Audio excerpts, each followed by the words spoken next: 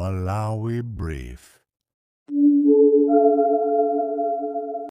Omvera, tsopano tikupasirani msonkhano wa atolankhani umene nduna za boma unachitisa makamaka pa nkhani imeneyi yokhuzana mafuta komanso kukwera mtengo kwa zinthu.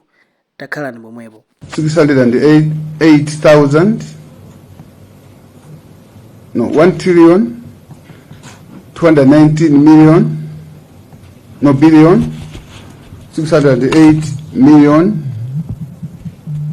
9,051 imenezo ndi ngongoli kapena ma losses amera amene ali nawo amene abwera chifukwa choti mtengo wa mafuta tunali ochipa kuyerekeza ndi maiko ena.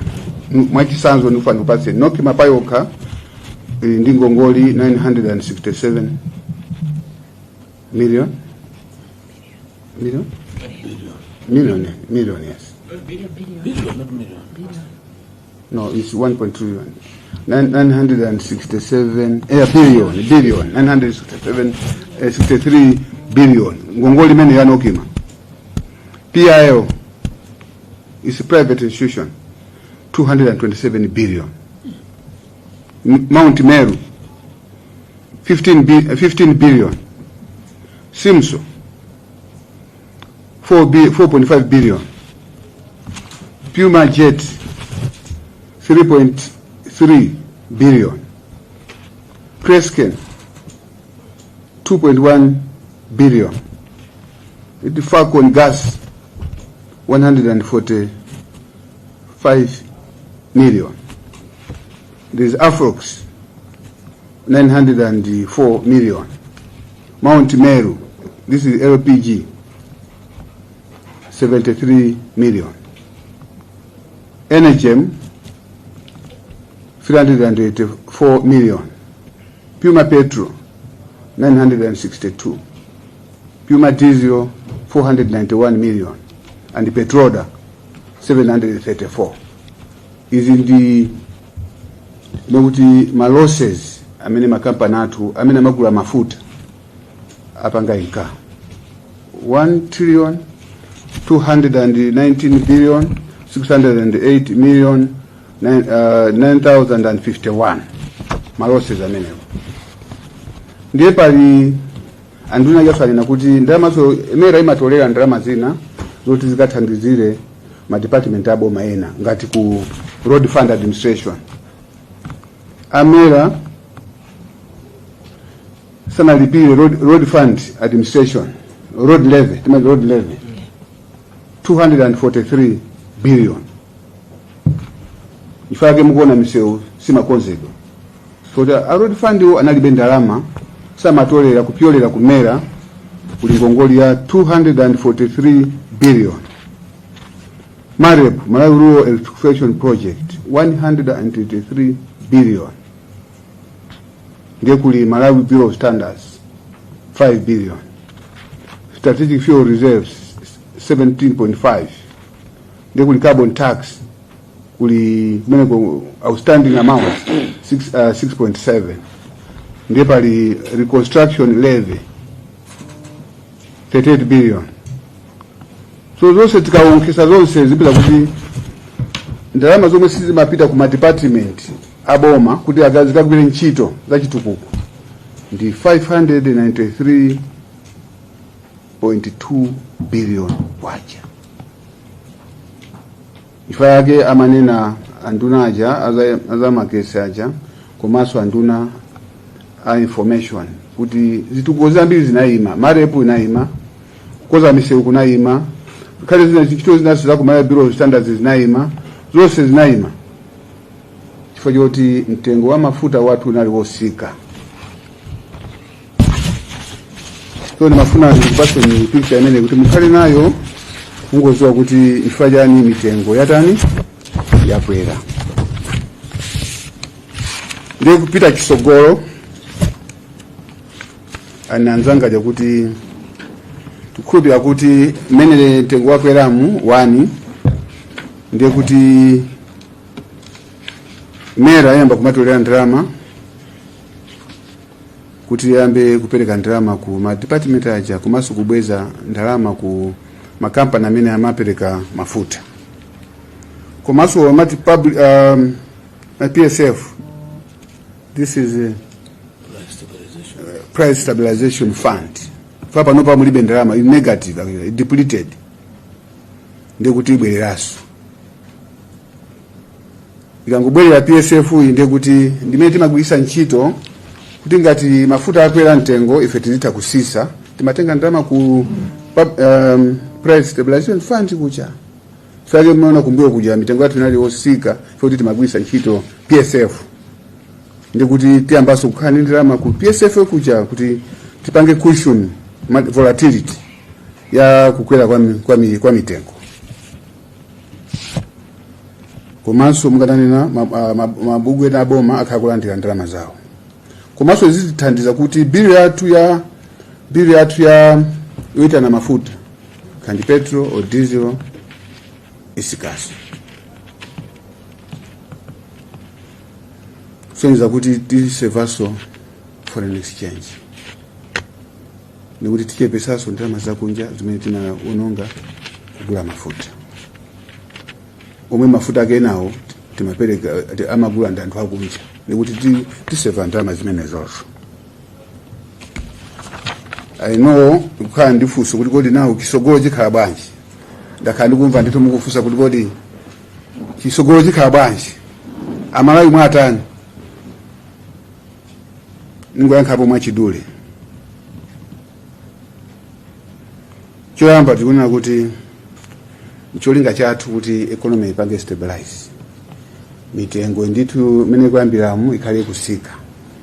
Komanso tikaseva foreign exchange panikia zambiri imene tikugwiritsa ntchito kuti tikhale ndi foreign exchange. Tikamana kuti foreign exchange tifuna tikhale nayo yokwanira. Ngati panopa nonse mukuziwa kuti kugulisa kwathu kwa fodia sinapanga ndalama zambiri. Kupyolera muna kumbuyo uku anthu mile amene amagula fodia amagula ma dollars kapena ndalama yakunja. Koma ambira amagula makwacha. Tose ni mboni. So tikunena pano onse ogula fodia alimberedwa makalata. Kuti mukababwera kuzagula fodia kunoko mbweleseratu madollars muzagule. Palibe suzoti mkangongola kumaye konkuno mugule fodia ai bwelesani foreign exchange muzagule. Komanso tazwa kuti pala makampani ambiri amene atumiza zinthu kunja, soya, nandolo, tea, coffee, koma ndalama zisizi kubwera. Pomwe ife marekodi tinawo. Falesa akamatumiza zinthu kunja amafira mafomu timati CD1 forms ku MRA. Nditi kukamba panopa MRA, Reserve Bank, komanso Ministry of Industry and Trade, or Ministry of Industry, Business and whatever. Tikutagwiana manja kuti alesa amene anatumiza kunja ndalama zozibwere. Satumiza sozina pokapo ndalama zimene anatumiza zitani zibwereso. Panikia zosiyana. Tiseva nditu mara osiyana mene tifuna kusema kuti foreign exchange. Tikangotero ndio kuti mtengo even wa mafuta uchipa. Chifo kukwera chifo ja black market rate. Chifo official rate yatu ilipa 1751.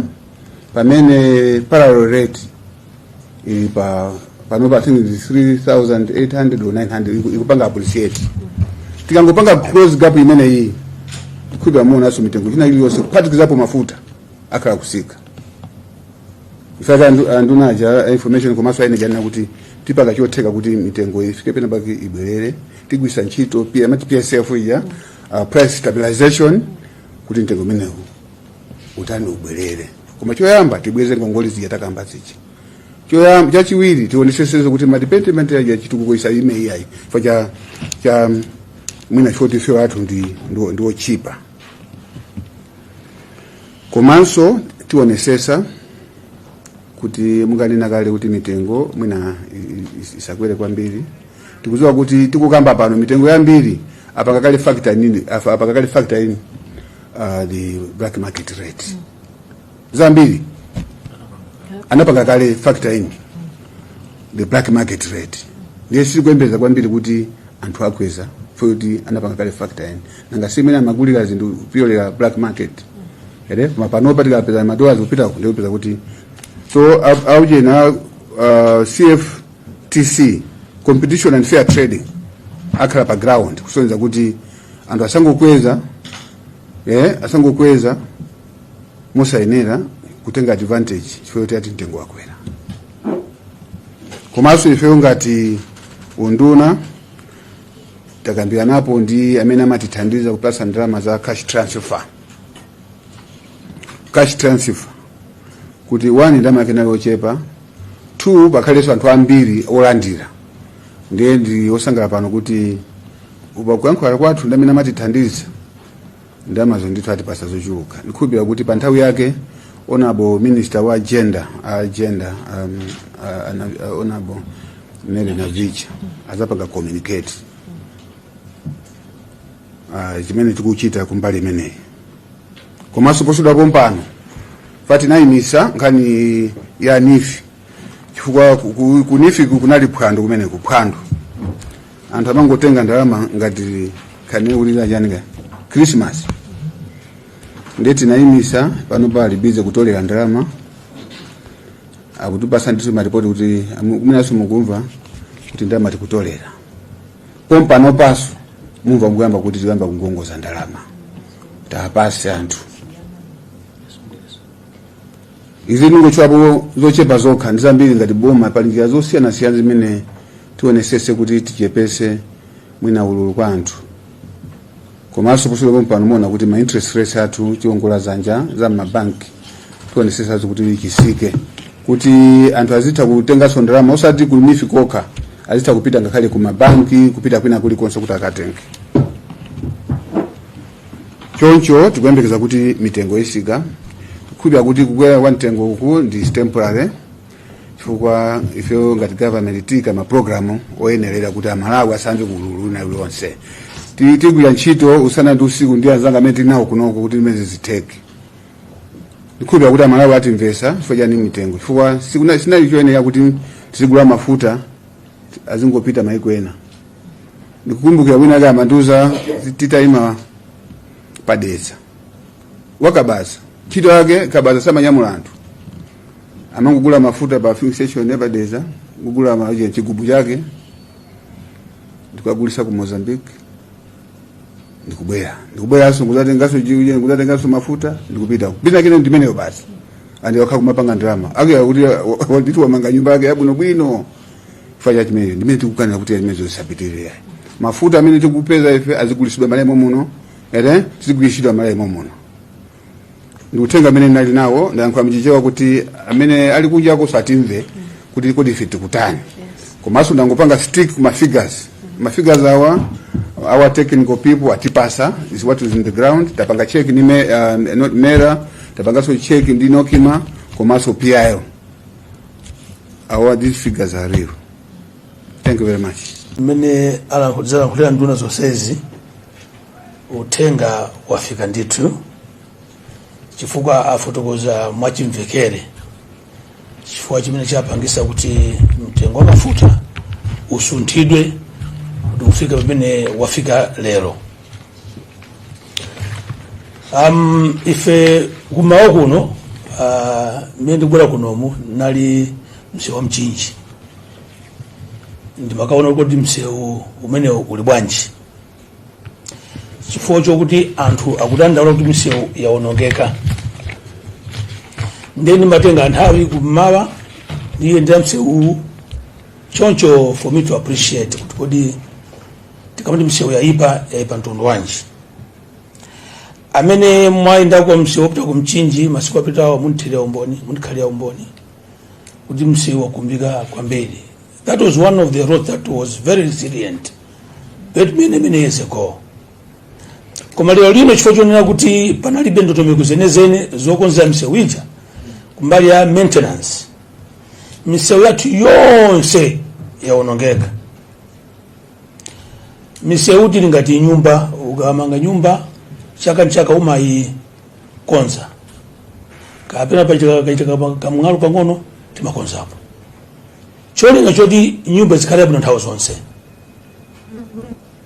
Kusatolera ndalama za fuel levy mmene mwa iwo muli road fund, road levy, kwapangisa kuti misewu yathu yonse iwonongeke chifukwa choti a roads authority amene ali ndi ntchito yokonza misewu analibe ndalama zoti azikonzera misewu.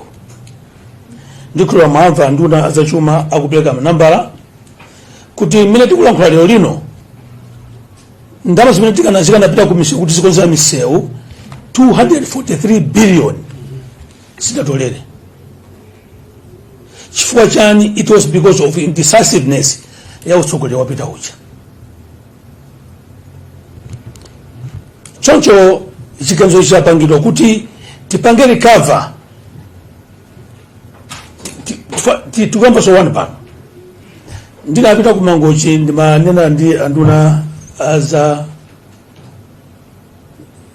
information. Ndinapita ku Mangochi pa 21 December. Kuchoka kuno kuti ukafika ku Mangochi nenda 5 hours.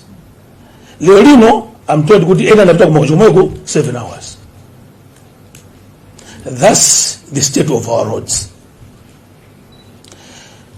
Ndalama imene titolere mmene mafuta akweramu ku nduna za transport uthandiza kuti msewu utambeso konza ndi ntchito yakula.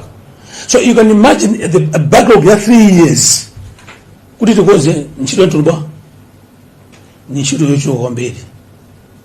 Ndinena izi kufuna kutira mphongo kuti kukwera kwa mafuta kunachedwa. Mafuta kanenda akwere 3 years ago. Kuba tsogoleri nthawi imeneyo amakati kupanga ziganizo akuti akuopa. Lero fo chama nthawi aja takusopa mafuta akwere kamodzi mochulukirako ndezowa zachuluka. Kwa malota apembe kuti avale zilimbe.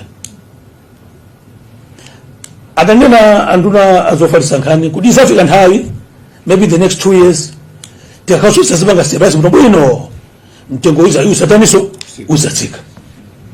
For now let us accept kuti sicho nditi sicho ndimene tikhale nayo ngati funa tikonziso dziko hili for dziko lathu alonongea kwambiri. Akonzi dziko hili senthu obwera ayayi ndifano wake anoke ndikunena inu ndife kuno ukukwada ndolama la kuti amvetsetse. Chifukwa chake Professor Peter Mutharika ankanena nthawi tupanga kampeniza kuti dziko ilitu laonongeka kuti tisatikonze you need 2 years ansamabisa yayi mbevene chiki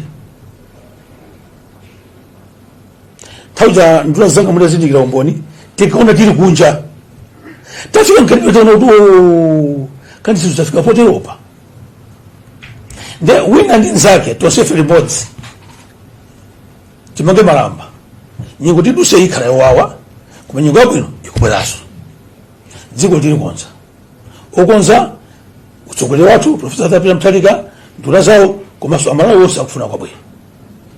Ndinofuna ndipe pamene pa olemekezeka nduna kuti tiye tithandizane president kuti akonze dziko hili somwambiri. Kuna kuti ndadziwitse mtundu wa Malawi kuti zimene zakhala zikuchitika zaka zitatu zapitazi kusaonanso mtengo wa mafuta zinapangitsa kuti dziko lili ziyenda mwachibwana. Kaya muchizungu pena kuti we are trading dangerously. Nditanthauza chani. Nafotokoza kuti mu July 2024 ndimene mafuta athu onse amene timasunga ku nkhokwe za mafuta anatha. Ndimulebedi olodontho. Ubwino wake kufunika kwake kosunga mafuta mu nkhokwe ndikokonzekera kuti kodi patachitika kuti pachitika mavuto azanyengo mwina akapena mafladzi anamondo ndi zazoterozo mafuta akanika kudutsa misewu kuti zikhala bwanji kapenanso mwina zinthu zandale political issues mwina unrest kwina kwake ngati zinadzachitika mawiki angapo apitawo ku Tanzania atavota panapezeka kuti kunali mpungwepungwe kenaka mafuta athu amakani kuti adzidutsa adzibwera kuno imene that was a shock in the system. Ndipo mafuta amakhala osayembekezera ambiri, ndipo mafuta kuti ngati dziko lili serious likuyenera kukhala ndi mafuta osunga mu nkhokwe. Ndiye timene kuti tizikhala panopa ndi nkhokwe zathu tikuyenera kumasunga mafuta okwana 60 million liters. Panopa maganizo athu ndiona kuti tikwezenso tifike double that 120 million liters. Kupangira kuti zitakhala zachitika zina zake tidzathe kukhala ndithu miyezi ingapo tikumatenga mafuta ochoka ku nkhokwe. Koma zinachitika zali zinthu zoopsa kwambiri. Ndizapangitsa kuti mafuta adzingochoka kunjako kubwera kuno straight kuma filling station. Ndiye kuti hand to mouth, which is dangerous. Ndiye kuti kungochitika kena kake ndiye kuti basi amalawi tatani tazisokoneza. Ndiyeno ndimafunikira ndithu kuti mitengo ya mafuta ilongosoke, tithe kumakhala ndi mafuta okwanira ena tikasunge ku nkhokwe, tikhale nawo okwanira ku nkhokwe kupangira pamawa.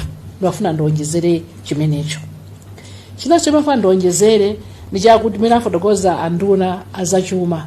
Kunena kuti aonetsetsa kuika ndondomeko zingapo, kunena kuti tichepetse bwanji kuti tapungule bwanji amalawi ndalama zibwere bwanji kumalawi kunoko zokwanira, akamba kwa nkhani ya zaulimi kuti za fodya akamba zimenezo. Ndino mafuna ndionjezerekonso kuti nkhani naso imene tikuyang'anaso ngati boma ndi nkhani ya za migodi. Migodi tinayo yambiri kumalawi kuno, komano mwina sitimapanga bwino. Ndifuna tikuyesetsaso kunena kuti migodi imene iyi tilongosole, tidzakhala ndithu ndi tsiku la tunthu dzakutananisoni tiuzane kuti tikupanga chani. Kwa tifuna tilongosole kuti ndalama za migodi amene adzisangala zidya kwambiri ndani aka Malawi. Osakhala ina adzingotenga migodi yathu zotsata za migodi yathu opita nazo kunja iyayi. Komana amene tikusunga chuma cha migodi yali sadzimva mu mtima kwake kuchokera ku Nsanje mpaka ku Chitipa kuti migodi imene pasi pa nthaka ndi aliyense owns that as a Malawian. Therefore akabwera ngati ena opanga nawo business odzakumba migodi iwaja adzipanga, koma yambiriyo idzikhala kuti ayinaka Malawi apange benefit.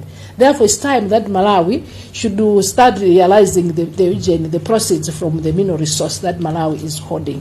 Ndilo wafana ndonjezere pamene popo kuti ndithu ndondomeko zilipo zambiri zoti ndalama zikhale kumalawi kunoko za forex to benefit ma Malawians. Zikomo kwambiri.